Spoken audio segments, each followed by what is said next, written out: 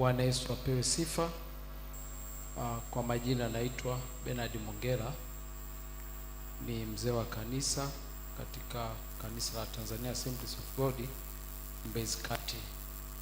Nimesimama kwa niaba ya mchungaji na washirika wa kanisa la Tanzania Assemblies Mbezi Kati. Nitazungumza kwa mambo matatu.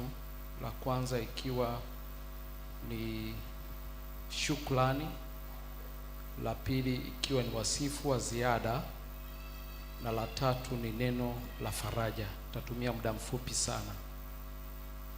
Tukianza na shukrani, tunamshukuru Mungu kwa ajili ya maisha ya mzee John Mushi ambayo yamekuwa na matunda kwa watu wengi.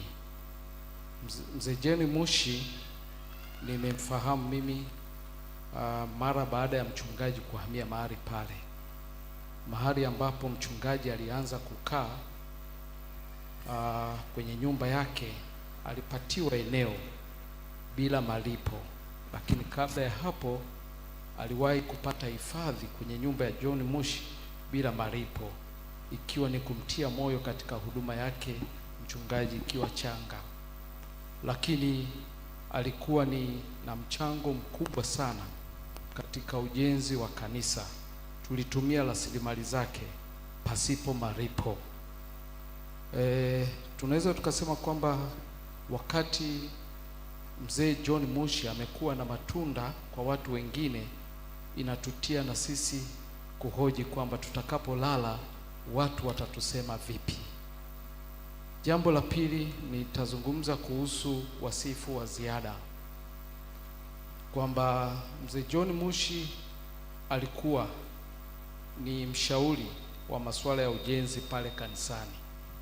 Ametufanikisha katika hatua kubwa sana ya yale tuliokuwa tunafanya. Lakini alikuwa pia ni makamu mwenyekiti wa chama cha au idara ya wanaume CMF pale kanisani.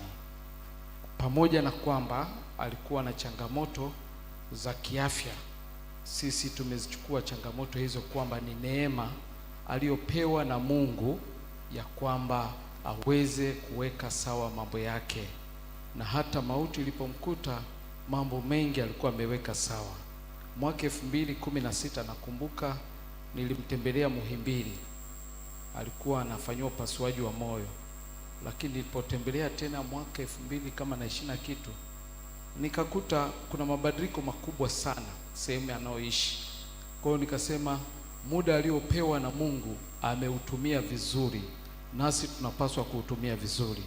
Mwisho natoa neno la faraja kwa mjane, kwa watoto pamoja na familia, kwamba John Mushi ametwaliwa, lakini Bwana yuko pamoja nasi na ataendelea kuwa pamoja nasi. Aliyofanya John Mushi watainuka wengine watafanya. Bwana Yesu apewe sifa.